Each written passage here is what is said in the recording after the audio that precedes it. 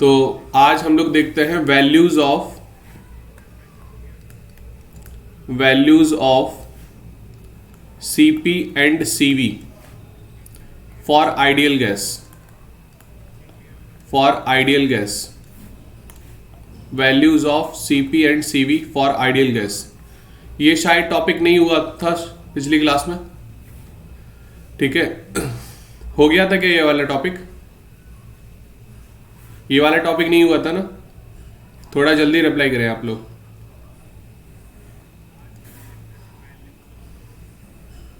ये वाला टॉपिक हुआ था या नहीं हुआ था?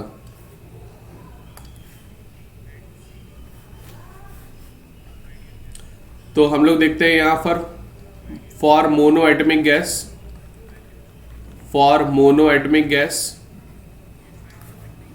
यहां पर देखेंगे for diatomic gas and for polyatomic gas.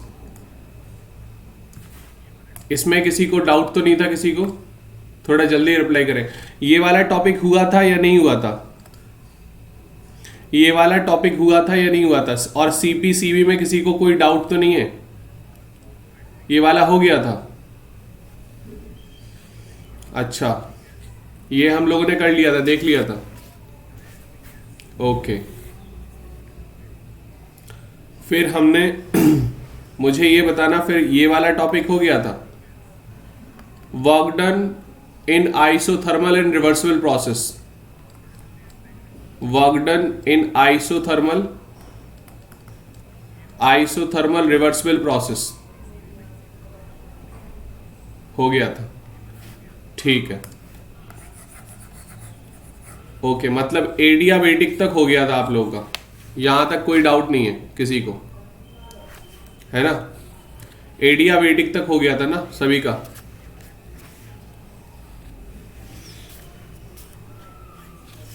Adiabatic तक सभी का हो गया था, ठीक है।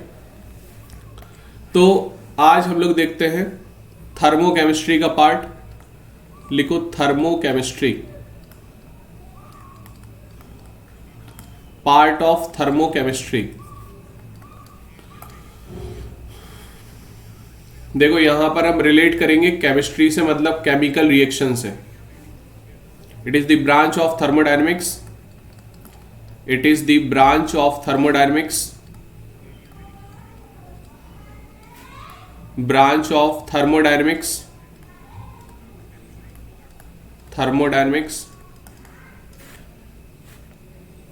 in which we study about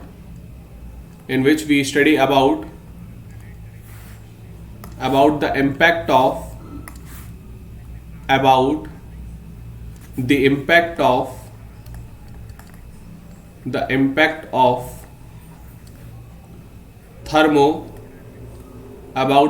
of thermo in chemical reactions,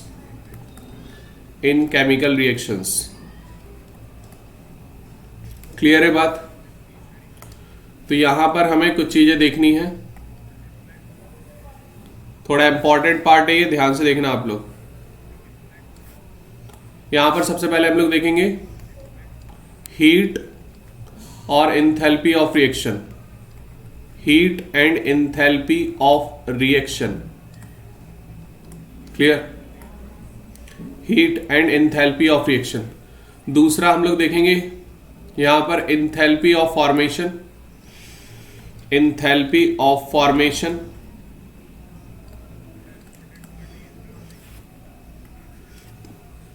clear? Next हम लोग देखेंगे enthalpy of combustion,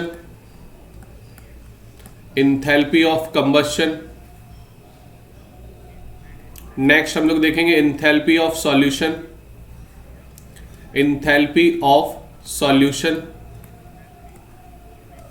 clear? Enthalpy of solution. Next हम लोग देखेंगे enthalpy of neutralization, enthalpy of neutralization, clear. Next हम लोग देखेंगे enthalpy of phase change, enthalpy of phase change, clear, enthalpy of phase change. Next हम लोग देखेंगे enthalpy of vaporization, enthalpy of vaporization, enthalpy of vaporization. एक part और देखेंगे हम लोग यहां पर, ये ऊपर लिख लेना part, that is called enthalpy of sublimation, enthalpy of sublimation, sublimation, enthalpy of sublimation.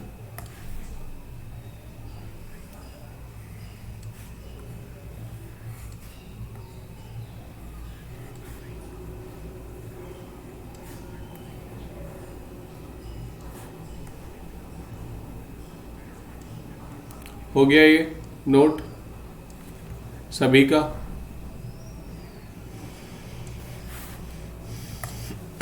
सभी का हो गया नोट ये? आगे चलूं?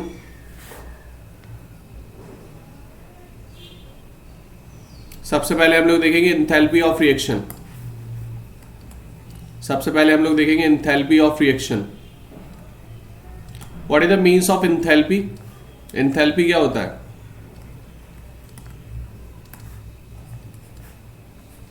इंथैल्पी क्या होता है? What is enthalpy?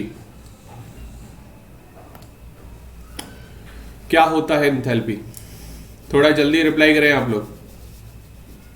इंथैल्पी क्या होता है?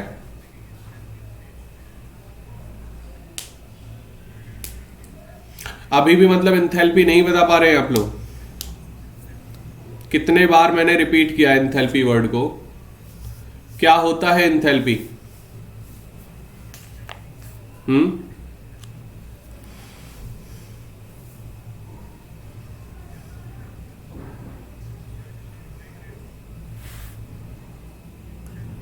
क्या होता है एंथैल्पी?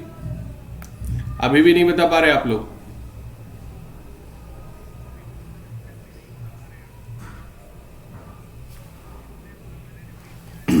कब एनर्जी कब? देखो यहां पर एक चीज मैं बताऊं, इसको ना आप इसके पार्ट में डाल देना, क्योंकि हम ये फेस चेंज में ही पढ़ेंगे। एंथैल्पी ऑफ फेस चेंज में आप डाल देना। सबसे पहले हम लोग ने क्या देखा यहां पर? सबसे पहले क्या देखा था एंथैल्पी ऑफ फेस चेंज में? एंथैल्पी ऑफ, यहां पर लिख लेना, enthalpy of fusion, enthalpy of fusion, enthalpy of vaporization, enthalpy of vaporisation और एंथैल्पी ऑफ सब्लिमेशन। ये इसी के पार्ट में डाल देना, एंथैल्पी ऑफ सब्लिमेशन। इसको अलग अलग नहीं पढ़ेंगे हम लोग, ठीक है? Enthalpy of sublimation. यहां पर थोड़े एक दो पॉइंट और देख लेंगे हम लोग। Enthalpy of hydration, enthalpy of hydration, enthalpy of atomization, enthalpy of atomization, enthalpy of atomization है ये, that is enthalpy of atomization, atomization, clear? Enthalpy of atomization, not internal energy. Bharti ने सही बोला है, हीट जो एब्जॉर्ब या इमिट होती है कांस्टेंट प्रेशर पे, कांस्टेंट प्रेशर पे उसको हम एंथैल्पी बोलते हैं, क्लियर? यहां पर हम देखेंगे स्टैंडर्ड एंथैल्पी ऑफ फॉर्मेशन, ये भी हम लोग साथ में ही देख लेंगे। Standard enthalpy of formation, enthalpy of formation, ठीक है? Standard enthalpy of formation. कोई डाउट? यहां पर इंथैल्पी ऑफ रिएक्शन नहीं लिखा, लिख लेना यहां पर standard enthalpy of reaction, standard enthalpy of reaction.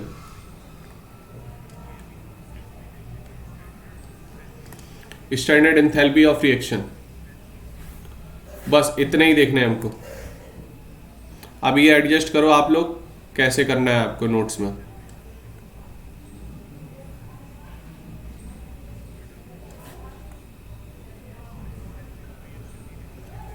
ये इंपॉर्टेंट है इसीलिए इसको भी हमने ऐड अप कर दिया इसी में।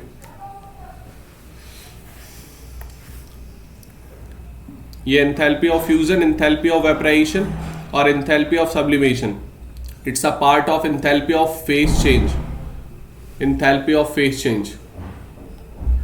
क्लियर?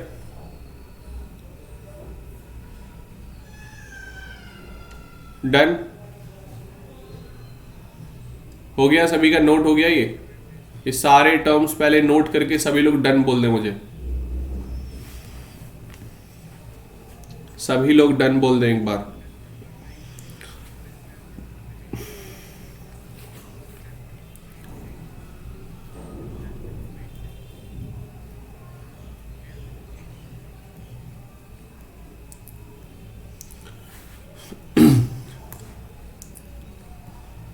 हो गया सभी का?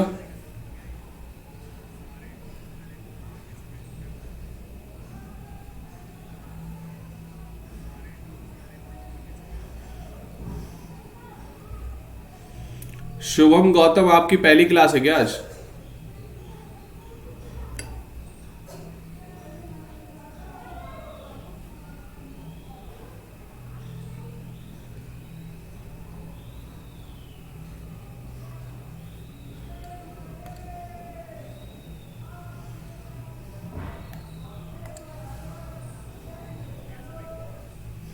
हो गया? Enthalpy of reaction, enthalpy of reaction,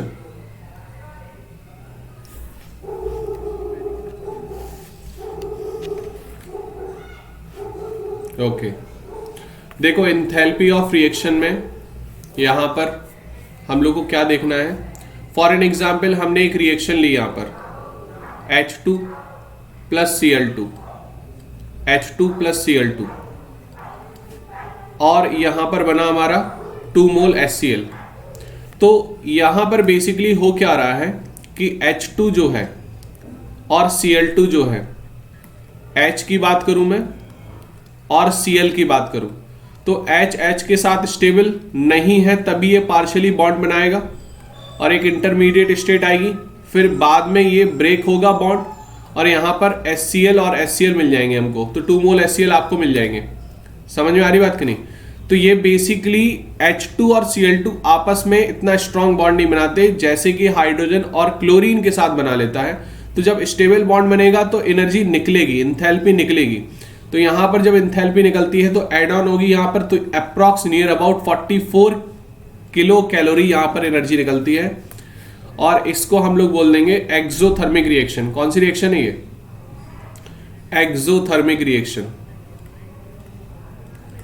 exothermic reaction हो जाएगी ये। क्लियर है बात इतनी? ये क्या हो जाएगी? Exothermic reaction. तो यहां पर इंथैल्पी निकल रही है। समझ में आ रही बात कि नहीं? इंथैल्पी क्या हो रही है? निकल रही है।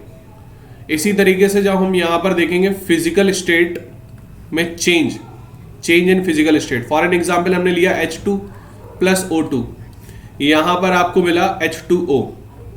आपको अगर बैलेंस करना है तो आप बैलेंस कर सकते हैं, यहां पर आप बैलेंस कर लो, ये मिल जाएगा हाफ O2। तो यहां पर बैलेंस जब देखेंगे ये हमारा गैसियस फॉर्म ही रहेगा, ये भी गैसियस फॉर्म है, ये भी गैसियस फॉर्म है, ठीक है। यहां पर भी हमारी हीट एनर्जी क्या होगी? निकलेगी। तो ये भी हमारी अप्रॉक्स 57.8 किलो कैलोरी निकलेगी। आपको ये डेटा याद नहीं करना, बस मैं बता रहा हूं इसलिए ताकि आपको ये पता चल सके कि ये हमारी एक्सोथर्मिक रिएक्शन है। बस एक्सो और एंडो पूछा जाएगा आपसे, और कुछ नहीं। दूसरा मैं डिफरेंस ये बता रहा हूं कि H2 गैस है और हाफ O2 है, ठीक है। अब क्या होता है, जब H2O लिक्विड बनता है ना, तो लिक्विड में मॉलिक्यूल और पास पास आते हैं, मतलब बॉन्डिंग और अच्छी हो रही है, क्योंकि इसमें हाइड्रोजन बॉन्डिंग होगी, तो यहां पर एनर्जी थोड़ी और ज्यादा निकलती है। तो यहां पर नियर अबाउट 68.7 किलो कैलोरी मान लो, ठीक है, इतनी अप्रॉक्स नियर अबाउट एनर्जी निकलेगी। मतलब ये ज्यादा स्टेबल है H2O liquid as compare to H2O gas. कहने का मतलब ये है, जितनी ज्यादा एनर्जी निकलेगी उतना ज्यादा stable, less energy more stable. ये दिमाग में रखना, लेस एनर्जी मोर स्टेबल। समझ में आ रही बात कि नहीं? तो ये दिमाग में रखना ये पॉइंट केमिकल रिएक्शंस के लिए। अगर वहीं पर हम एलोट्रॉपिक फॉर्म देखें, एलोट्रॉपिक फॉर्म में आपको मैं बताऊं, ये तो बात हो गई फिजिकल स्टेट की।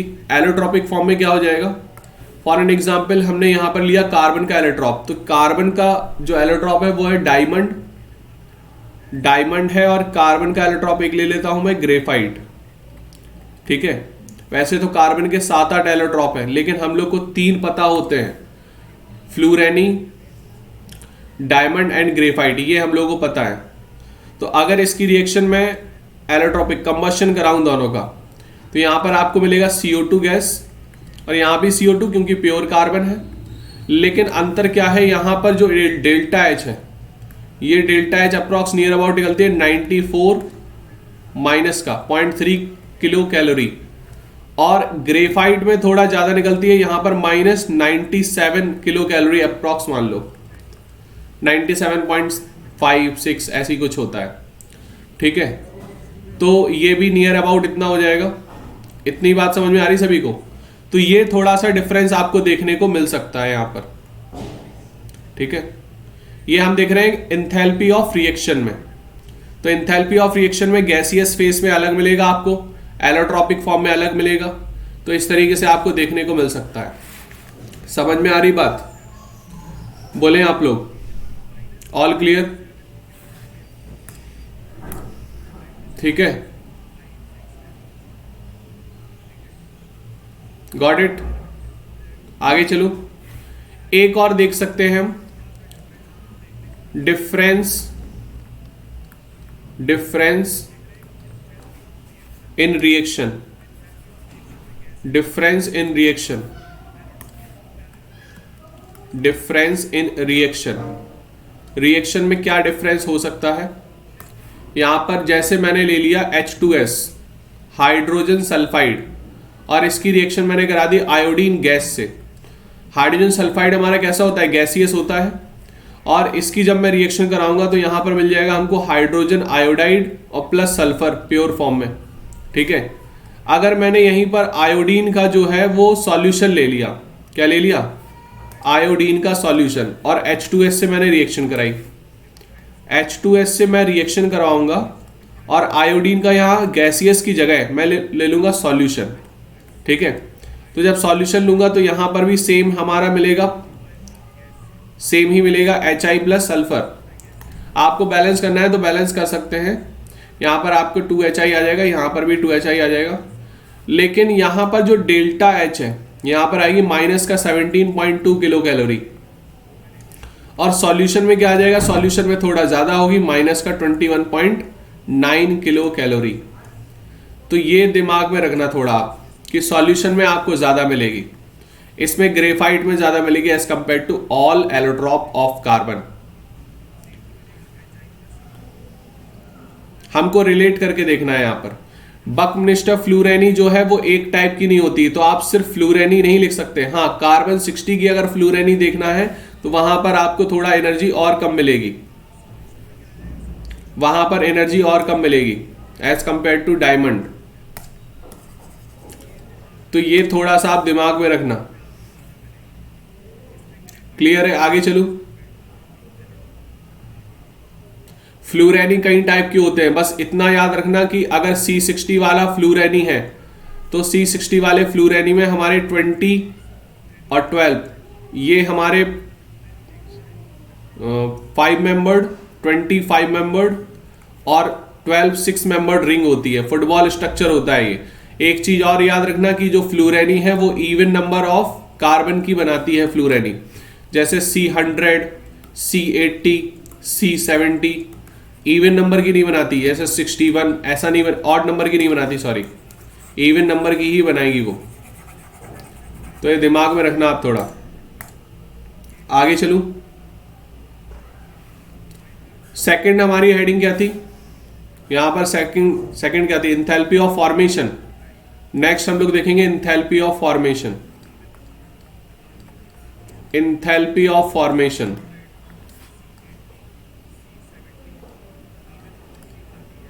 Enthalpy of formation.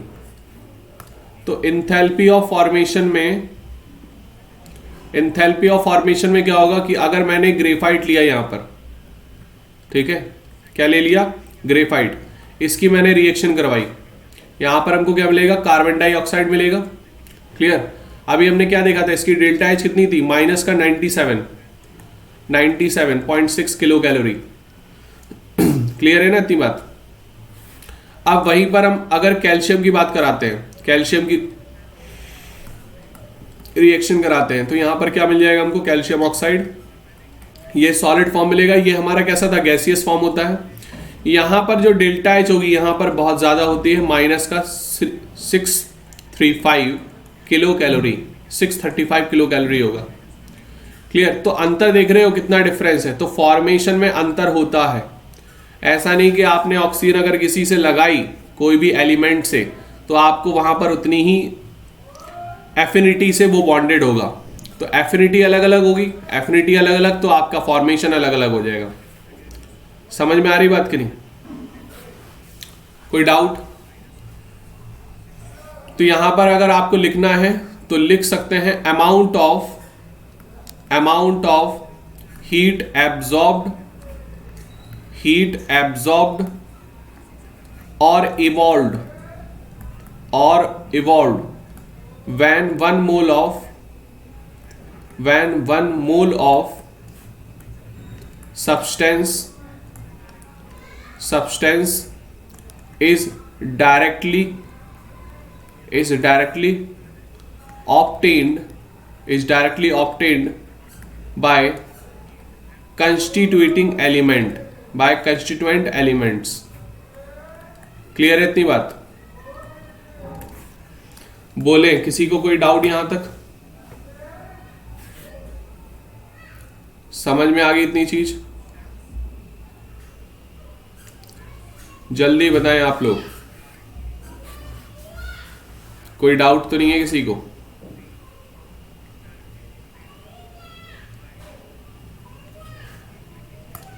All clear? तो यहां पर आपको देखने को मिल सकता है कि ये कार्बन जो है वो ग्रेफाइट फॉर्म में है, ये ऑक्सीजन है। तो कार्बन के साथ जब ऑक्सीजन मिलता है तो यहां पर आपको 97 किलो कैलोरी एनर्जी निकालेगा, और अगर कैल्शियम के साथ मिलता है तो 635 किलो कैलोरी निकालेगा। सारी की सारी कैसी है? एक्सोथर्मिक रिएक्शंस है। किसी को कोई डाउट? थर्ड पॉइंट हम लोग देखते हैं। थर्ड पॉइंट क्या था? Enthalpy of combustion. Enthalpy of combustion,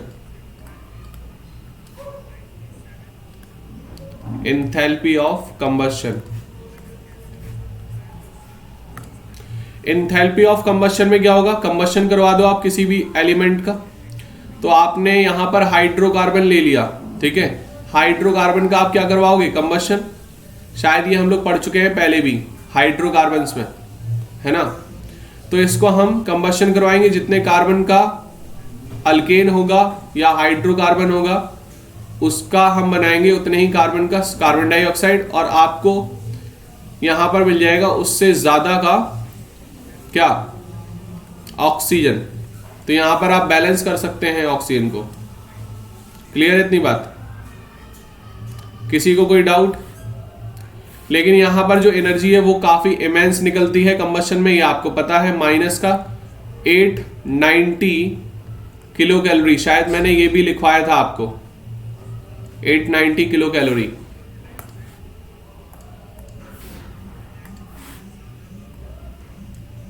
समझ में आ गई इतनी बात? कोई डाउट किसी को? Got it? ऐसे इंथैल्पी ऑफ कंबशन में मैंने आपको एक बैलेंस इक्वेशन लिखवाई थी, शायद याद हो आपको, CnH2n+2। मुझे पता है इतना याद रहता नहीं है आप लोगों को। यहां पर जितने कार्बन का अल्केन है उतने ही कार्बन का CO2 आ जाएगा, और पानी जो आएगा वो N+1 आएगा, यहां पर N+1 आएगा। ये बेसिक जनरल इक्वेशन है, इसके बेस पे आ सकता है क्वेश्चन, तो इसको दिमाग में रखना, मैंने पहले भी इसको इन्फॉर्म किया था। Next point, fourth, enthalpy of solution. Enthalpy of solution,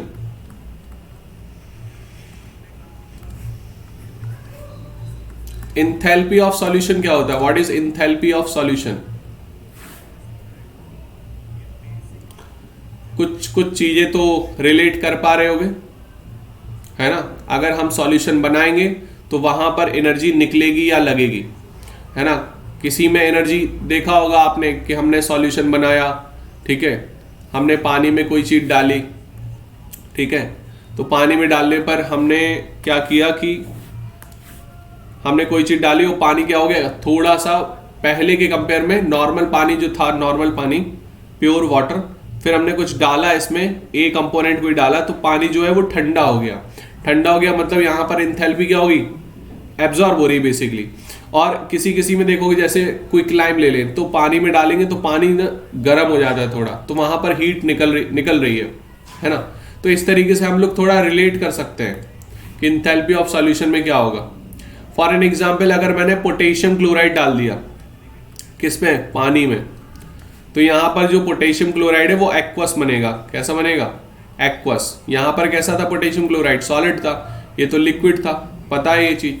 तो यहां पर जो डेल्टा एच है भाई, इधर देखो ध्यान से थोड़ा, डेल्टा एच जो आएगी वो आएगी 44 किलो कैलोरी, मतलब एनर्जी यहां पर लगेगी। पानी कैसा होगा, थोड़ा सा ठंडा होगा as compare to before. Clear? तो ये एंडोथर्मिक रिएक्शन है। यहां पर सॉल्ट का डालना पानी में is a endothermic reaction. Got it? वही अगर मैंने HCl डाला, HCl कैसा होता है, यहां पर गैसियस फॉर्म में ले लेंगे, H2 हमारा लिक्विड है, लिक्विड भी ले सकते हैं, कोई दिक्कत नहीं है। तो यहां पर आपका आ जाएगा HCl कैसा, एक्वस फॉर्म में। तो यहां पर जो डेल्टा H होगी वो हमारी निकलेगी, मतलब कैसी रिएक्शन है ये, एक्सोथर्मिक रिएक्शन है ना? क्लियर है? कैसी रिएक्शन है ये, एक्सोथर्मिक रिएक्शन है भाई, बोलते जाओ आप लोग। और रिएक्शन देखना है इसकी, H2SO4 ले लो, H2SO4 पानी में डाल दो, यहां पर बन जाएगा H2SO4 एक्वस कंडीशन हो जाएगी। तो यहां पर डेल्टा H क्या होगा, ज्यादा या कम, HCl के कंपेयर में थोड़ा सा कम निकलेगा, 20 किलो कैलोरी। क्लियर है सभी को? बोलते हैं आप लोग, क्लियर है या नहीं?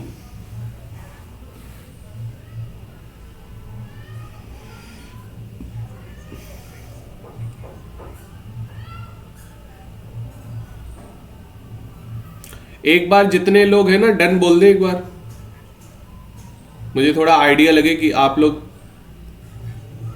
कितने लोग एक्टिव हो। एक बार सभी लोग डन बोले।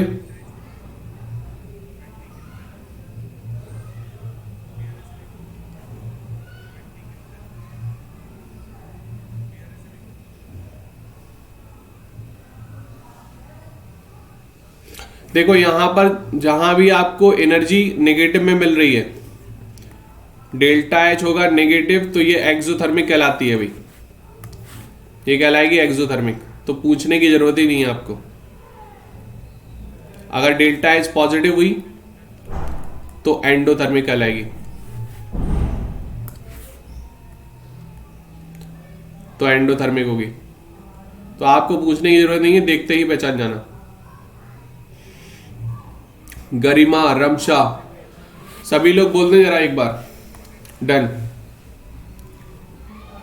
मुझे आइडिया लगे कितने लोग एक्टिव है यहां पर।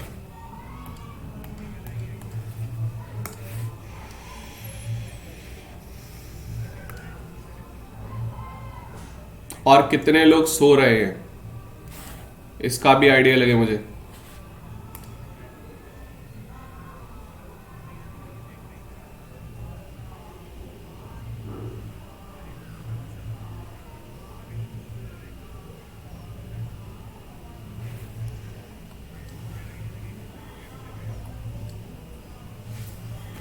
बाकी सब लोग सो रहे हैं।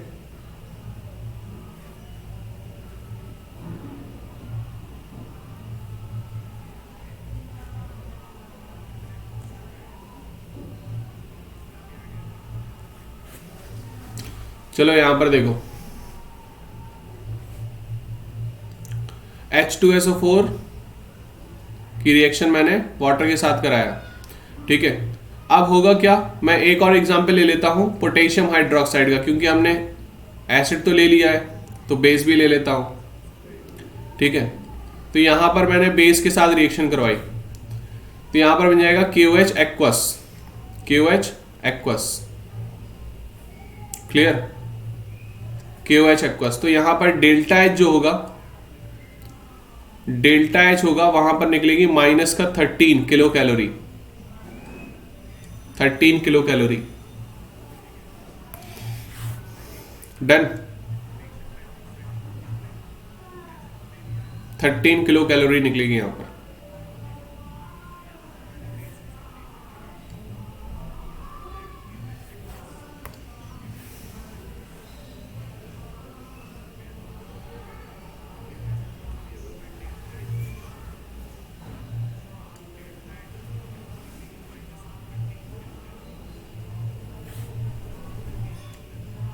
Done.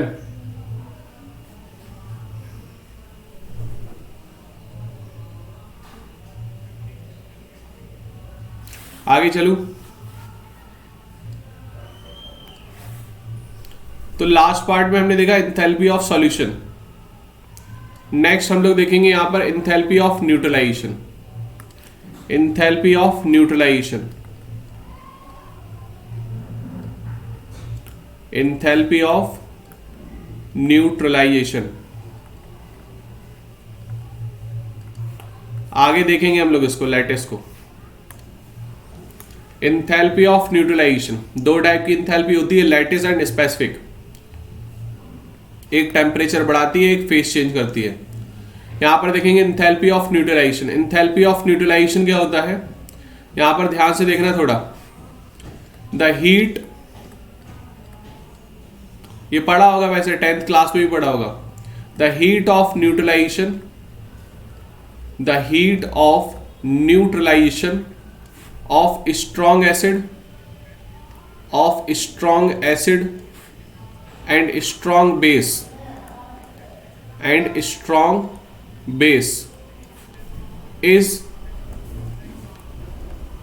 nearly the formation of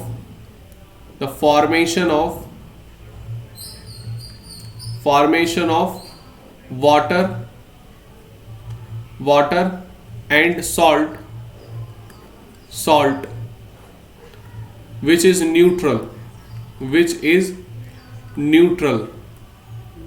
neutral compounds called neutralization reaction। मैं आपको एक चीज और बता दूं न्यूट्रलाइजेशन रिएक्शन के बारे में, कि न्यूट्रलाइजेशन तभी कहलाएगा जब स्ट्रॉन्ग एसिड और स्ट्रॉन्ग बेस बनेगा, ठीक है, या फिर वीक एसिड और वीक बेस बनेगा। अगर यहां पर स्ट्रॉन्ग एसिड और वीक बेस आ गया, या वीक एसिड और स्ट्रॉन्ग बेस आ गया, तो यहां पर न्यूट्रलाइजेशन कंप्लीटली नहीं कहलाते हैं, कंप्लीटली उसको न्यूट्रलाइजेशन नहीं बोलते हैं। तो अगर फॉर एन एग्जाम्पल मैंने यहां पर बात की 1 gram equivalent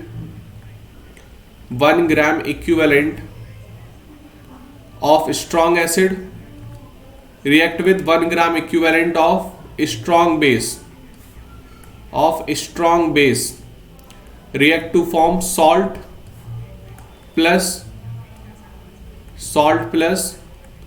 1 gram equivalent water,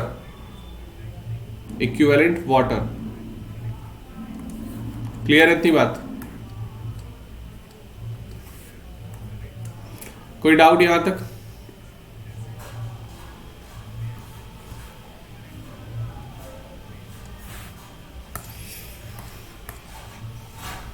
done.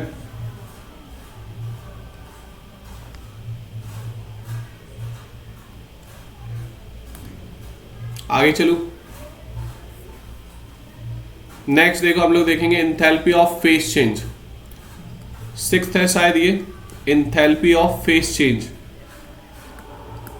Enthalpy of phase change मतलब वो एनर्जी या वो एनर्जी एट कांस्टेंट प्रेशर पे बोल दो कि जहां पर फेस चेंज की बात है, मतलब solid to liquid, liquid to gas और वाइस वर्सा। क्लियर है इतनी बात? तो इंथैल्पी ऑफ फेस चेंज की बात करेंगे तो सबसे पहले इंथैल्पी ऑफ फेस चेंज में मैंने लिखवाया था इंथैल्पी ऑफ, क्या लिखवाया था सबसे पहले मैंने, देखो याद है तो आपको, इंथैल्पी ऑफ फ्यूजन लिखवाया था। ठीक है, तो यहां पर देखेंगे हम लोग enthalpy of fusion. Enthalpy of fusion, what is the means of fusion? Fusion का मतलब होता है मेल्टिंग। फ्यूजन का मतलब क्या होता है? मेल्टिंग। क्लियर है इतनी बात? फ्यूजन का मतलब होता है मेल्टिंग। तो यहां पर फॉर एन एग्जाम्पल मैंने ले लिया H2O सॉलिड, और H2O लिक्विड में कन्वर्ट हो रहा है। ये किस में कन्वर्ट हो रहा? लिक्विड में। ऑब्वियस मैंने हीट दी, यहां पर टेम्परेचर बढ़ाया है, मेल्टिंग हो रही है, प्रोसेस को मेल्टिंग बोलेंगे। तो यहां पर जो डेल्टा H है वो हमारी एनर्जी लगेगी, कितना? 1.44 किलो कैलोरी लगेगी यहां पर। ठीक है, दैट्स द एंडोथर्मिक प्रोसेस। कैसा प्रोसेस है ये? Endothermic process.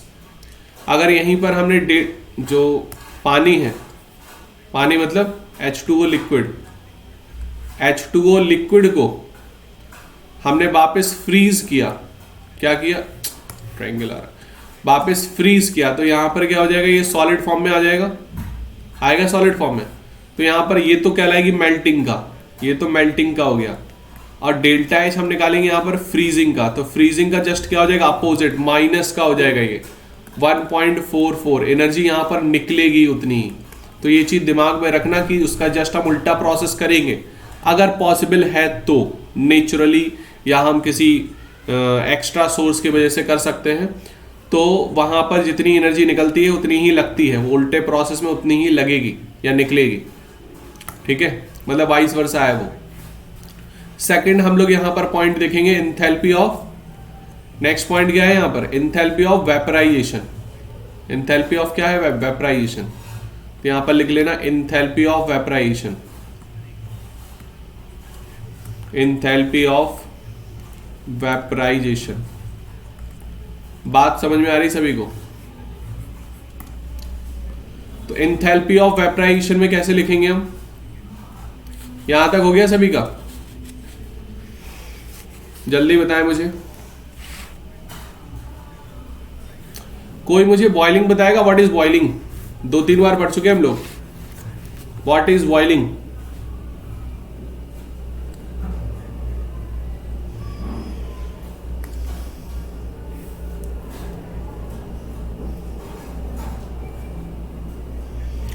आप लोगों से उम्मीद नहीं कर सकता मैं। यहां पर देखो, वेपराइजेशन में क्या करूंगा मैं?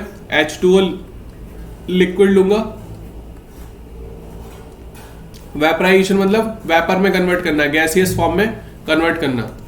देखो गैसेस और वेपर में थोड़ा सा ना अंतर होता है, क्रिटिकल पॉइंट का। किस पॉइंट का? क्रिटिकल पॉइंट का अंतर होता है।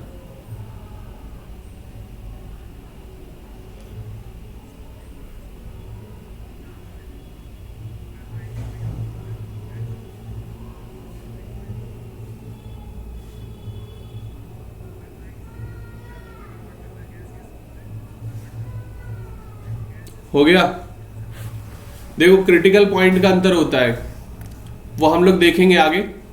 देखो यहां पर H2O लिक्विड से H2O वेपर में कन्वर्ट होना है, और यहां पर एनर्जी ना हम लोग को क्या करनी पड़ती है? यहां पर निकलती है एनर्जी, सॉरी यहां पर हमें एनर्जी देनी पड़ेगी क्योंकि हम बॉइलिंग करवाएंगे ना, तो बॉइलिंग करवाएंगे, एनर्जी हमें देनी पड़ेगी। मतलब कौन सा प्रोसेस हो गया ये? एंडोथर्मिक प्रोसेस हो गया। कौन सा प्रोसेस हो गया? Endothermic process. ठीक है ना, एंडोथर्मिक प्रोसेस हो गया, इसको नोट कर लेना आप लोग। It's endothermic process. तो फ्यूजन हुआ, वेपराइजेशन हुआ, ये हमारा कैसा प्रोसेस है? Endothermic process. बस नोट करके लिख लेना, इसका जो रिवर्स है, reverse of vaporization is called condensation, तो उसमें आपका ऑब्वियस निकलेगी फिर, reverse of vaporization is condensation, उसको हम कंडेंसेशन बोलेंगे। क्लियर है इतनी बात?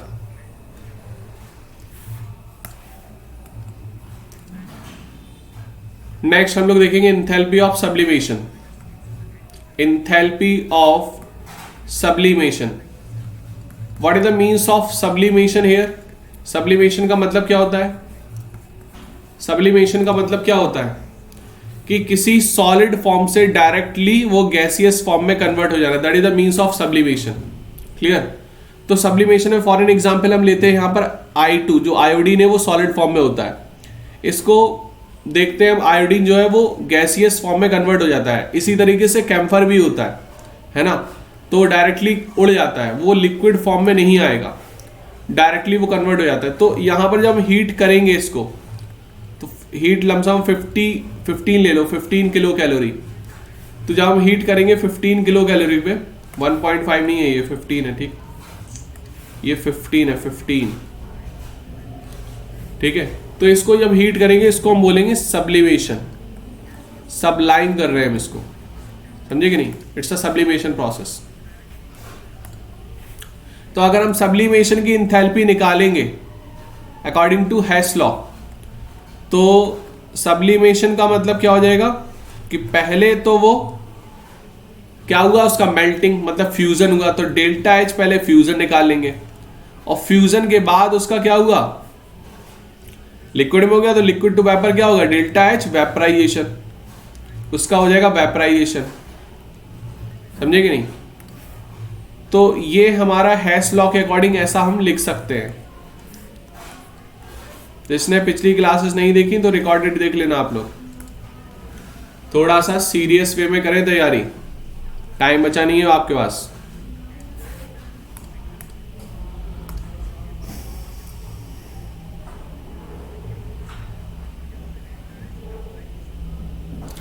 कोई डाउट? नेक्स्ट हम लोग चलेंगे यहां पर 7th, इंथैल्पी ऑफ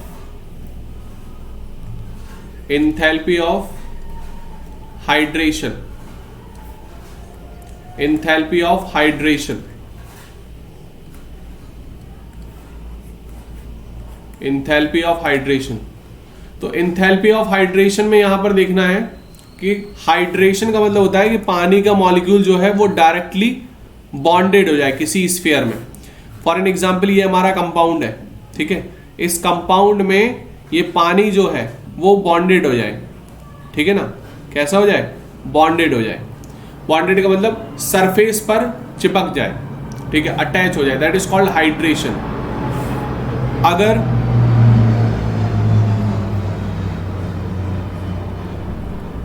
अगर पानी का मॉलिक्यूल टूट के जुड़ता है H+ और OH नेगेटिव में, तो इसको हम लोग बोलते हैं हाइड्रोलाइसिस। क्या बोलते हैं?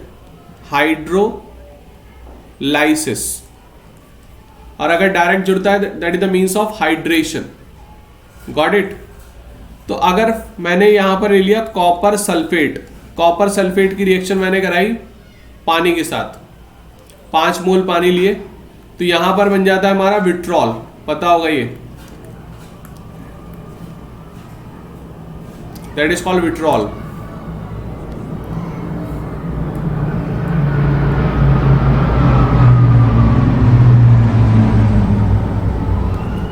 यहां पर जो एनर्जी है वो निकलती है that is 18.7 kilo calorie, 18.7 kilo calorie निकलेगी हमारी। Got it?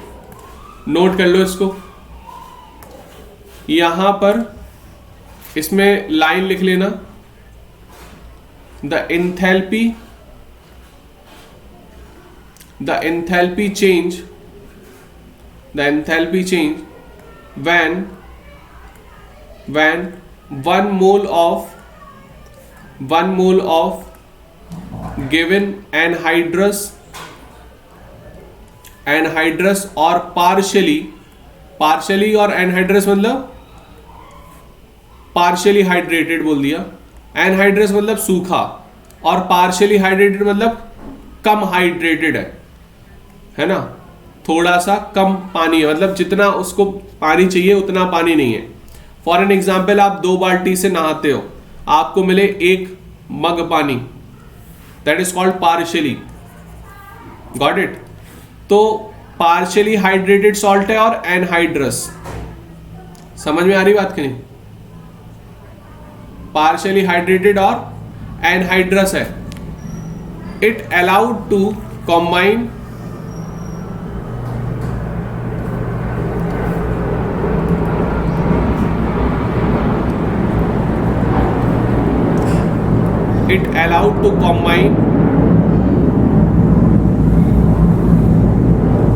water molecule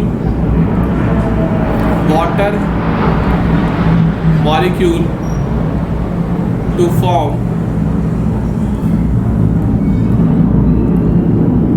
a specific hydrated compound,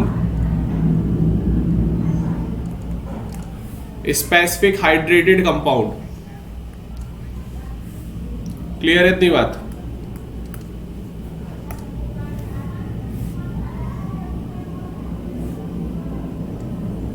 जल्दी नोट कर लें आप लोग।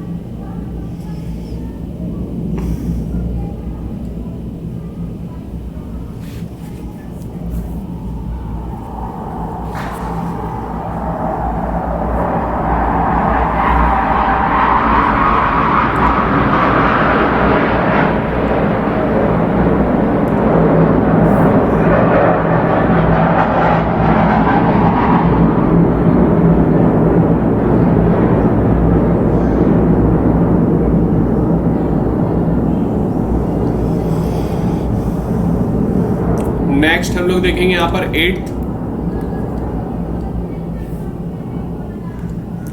8th कौन सा है हमारा? हाइड्रेशन हो गया। नेक्स्ट है enthalpy of atomization. Enthalpy of atomization,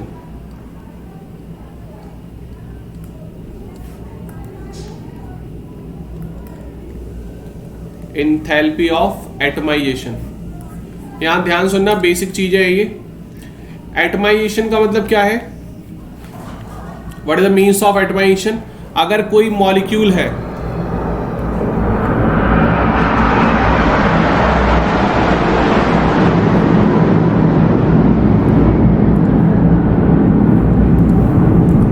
यहां पर है H2 मॉलिक्यूल और ये 2 हाइड्रोजन के एटम में कन्वर्ट हो रहा है, तो अमाउंट ऑफ एनर्जी रिक्वायर्ड, यहां पर एनर्जी रिक्वायर्ड होगी तो हमेशा ये एंडोथर्मिक प्रोसेस होगा। यहां ध्यान रखना थोड़ा, ये हमेशा कैसा प्रोसेस होगा?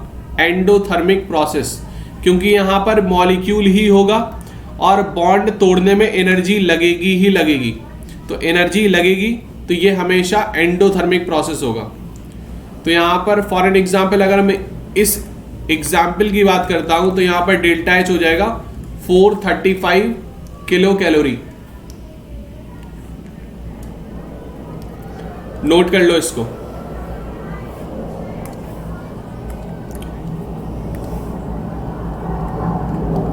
The amount of energy required,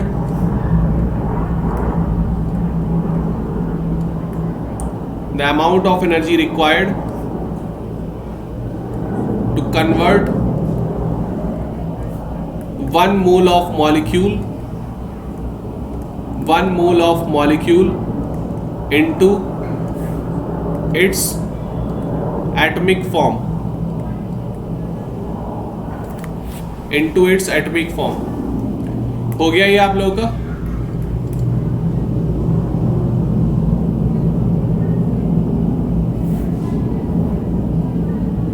एक एग्जाम्पल और मैं बता देता हूं यहां पर। फॉर एन एग्जाम्पल मीथेन हो गया आपका, तो मीथेन क्या है? कार्बन में और 4 हाइड्रोजन में कन्वर्ट हो जाएगा, ठीक है? कार्बन में और 4 हाइड्रोजन में कन्वर्ट हो जाएगा। तो यहां पर जो डेल्टा H रहेगी वो कितनी रहेगी? 1665 किलो कैलोरी, 1665 किलो कैलोरी आपकी डेल्टा H रहेगी। मैंने पहले ही बोल दिया इट्स अ एंडोथर्मिक प्रोसेस, तो यहां पर एनर्जी रिक्वायर्ड ही होगी, इट मींस एंडोथर्मिक।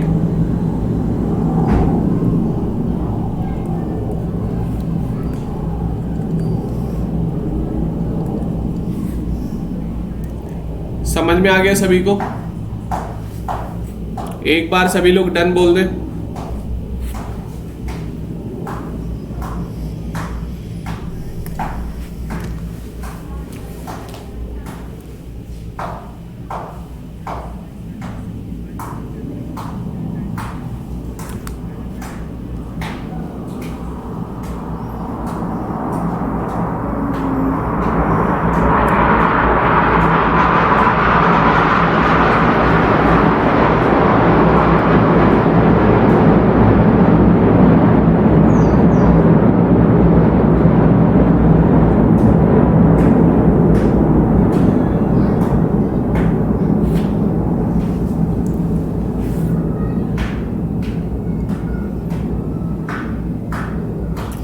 नहीं, लर्न नहीं करनी है आपको वैल्यू, बस पता होना चाहिए कि एंडोथर्मिक प्रोसेस कौन से होंगे और एक्सोथर्मिक प्रोसेस कौन से होंगे, ये पता होना चाहिए आपको। वो तो मैं बता रहा हूं यहां पर, आपको लर्न नहीं करनी है वैल्यू,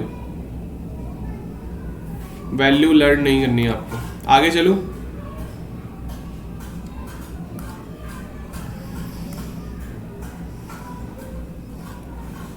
नेक्स्ट हम लोग देखेंगे यहां पर enthalpy of formation, standard enthalpy of formation. Enthalpy of formation देखो, एक होती है इंथैल्पी, ठीक है, और एक होती है स्टैंडर्ड इंथैल्पी। स्टैंडर्ड इंथैल्पी और इंथैल्पी में अंतर क्या है कि जब हम स्टैंडर्ड कंडीशन पे इंथैल्पी को देखेंगे that is called standard enthalpy. जब हम स्टैंडर्ड कंडीशन पे देखेंगे इंथैल्पी को तो वहां पर हम स्टैंडर्ड इंथैल्पी ऑफ फॉर्मेशन बोल देंगे। क्लियर? कोई डाउट? तो यहां पर लिख सकते हैं standard enthalpy, standard enthalpy of formation, enthalpy of formation, standard enthalpy of formation of a substance is defined as enthalpy change, is defined as enthalpy change for the formation of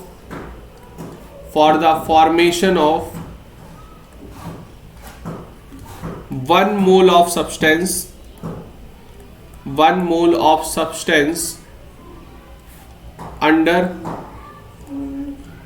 standard condition, under standard conditions। Clear? Under standard conditions. तो for an example यहां पर मैं लेता हूं carbon graphite. Graphite हमारा solid होता है, ठीक है ना। यहां पर अगर मैंने इसको हाइड्रोजन के साथ रिएक्शन करवाई तो यहां पर बन जाएगा हमारा CH4। बैलेंस कर लेना है इसको, बैलेंस नहीं किया मैंने, ठीक है ना।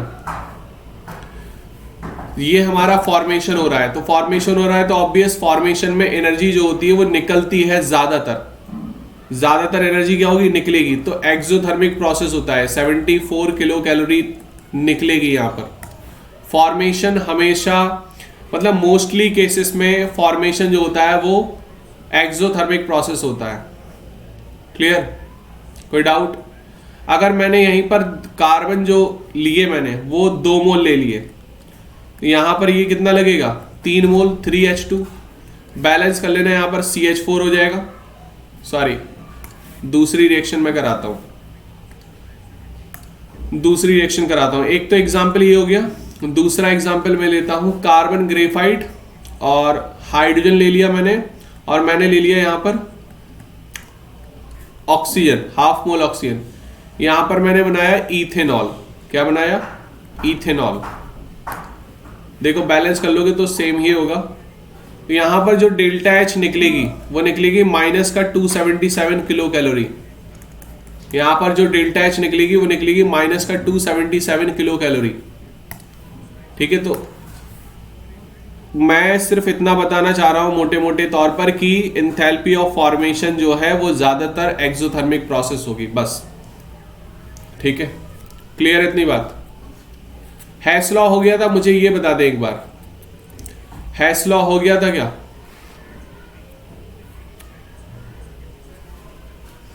हैस लॉ में कोई दिक्कत तो नहीं है?